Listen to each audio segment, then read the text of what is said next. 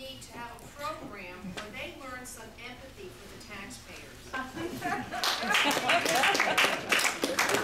Yeah, but then they'll want days off to go attend. So what you see on the next page, on page 15, are the actual reductions and the savings because of the incentives. Then you will see on page 16 other central office cuts that we've been able to make. And then on page 17, this is where we were able to realize some more savings in terms of cutting closer on benefits, health care. Let me see what I have here. Before you were asking about the 75 to 80%, and on page 18, which is another issue that has to do with the teachers' retirement system, is this is how much we have to contribute as a district to the teachers' retirement system. We cannot not send the check. They will take it from other money that we get, which has been becoming less and less, by the way, from the state. Okay, so which means they lose more and more of their authority to dictate and send out edicts on how we educate our children, right? They've been sending more and more things down. If less money's coming, then they get less courtesy. That sounds great. Maybe you need to join the Legislative Action Committee, because I agree with you, but that's not what's happening. The problem is that they wouldn't have it because I'm a straight shooter and I speak my mind, and if people don't like it, they don't need to listen. That's my mentality. But that's not what's happening. What we're getting from the state, in fact, it's been a very... I think they need to pull a Chris Christie and start all over again. Well, but what's happened in reality this year is we've seen the biggest bunch of unfunded mandates come down from the state and send them back up than we've experienced in the longest time.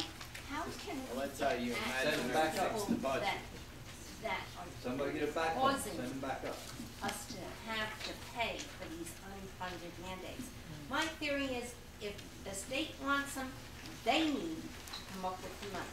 Well, and that's the problem with the way that the taxation works. I mean, in reality, education should be a federal and a state mandate, and yet what you have is you have it being funded really at the local level. Oh yeah, they create the problem, and we have to fix it, pay for it. And they've been cutting the state aid, they're cutting our federal aid, we're losing $500,000 in what they call error money, which is a job fund, which they originally took away from us, then they gave it to us, and now they're taking it away again. So we've lost $50,000 in state aid this year compared to last year. So what's happening is they have a gap elimination. You'd love this one.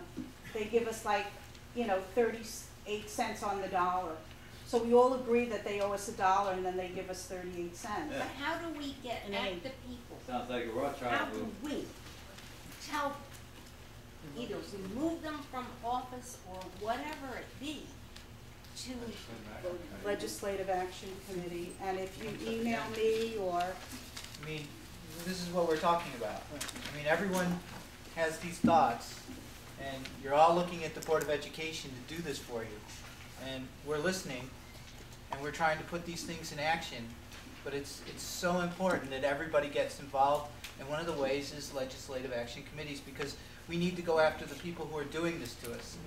It's not necessarily the teachers, it's our legislators. They're not passing the bills that you want to see passed.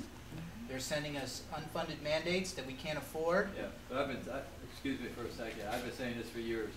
They have gotten so good at keeping you so preoccupied and distracted as to what they're doing, and keeping you to the point where you can't get involved because you're too busy trying to cover your own backside. And then the other people that don't have to worry about covering the backside, they don't care. Well, I think these that... appointments must be for lifetime or something. That's all I can Well, figure out. Are they paid appointments? There is a movement right now that's growing in strength. There's a I mean, lot of people Legislative who... Action Committee, is that a paid position? Sir? Is that a paid position? No. See? That's my point. I understand your point. But the notion is that we do need to go out there and try to make this happen. And it doesn't happen by sitting, unfortunately, in the room venting, so to speak, on your Board of Education, because we are listening and we are going to try and do what you want. And we are your representatives, and that's what we're here. We're here to represent the district. But we're also looking for everyone's support and to take some of this, take this seriously and take the time to write a letter, to go on the websites, to join a petition, because these things do get heard. And the power of the people's vote is an important one. It's coming up. Let me make one comment. I think I'm in agreement with Tom DeRico over here, and that's this little bit of nudging a little bit here and there with the contract negotiations. I think the way to get to the bottom of this type of thing is to create absolute confrontation. In other words, I remember the last time that there was a contract negotiation, if I remember correctly, the crisis center was put up, there was a threat for a job action, and within a day, everything was negotiated and finished. Now, I'm from the standpoint that if someone's shoving against me and I feel that I've got the right, I'm not just going to melt.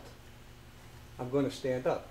And I think it's time, and I'm not picking on the school board, I'm just saying if I were sitting on the school board, I would say you want to walk out, walk out. If it's going to make headline news, let's get it into the media and let's let everybody see what's happening around here, because I just don't see this pussyfooting around type thing getting anywhere. It's like buying a house, offer, counter offer.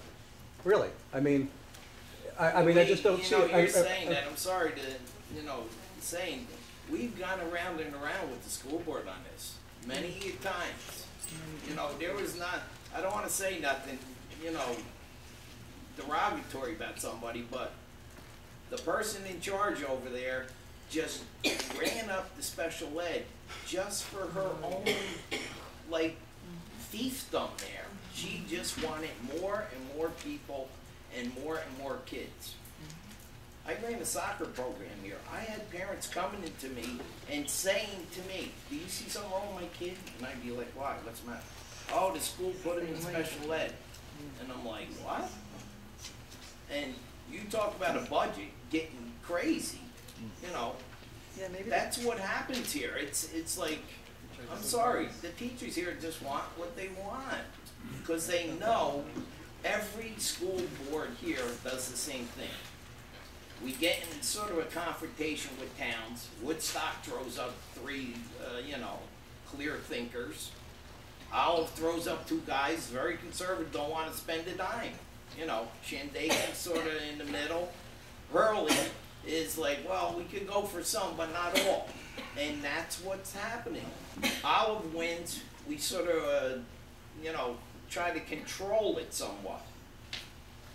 For whatever reason, Woodstock comes back the following time, and then they put 3 people on the board, and then they change it again. This school down in West Hurley, we've been going round and round with that school forever. I mean, to me, that's a sin. It's sitting there.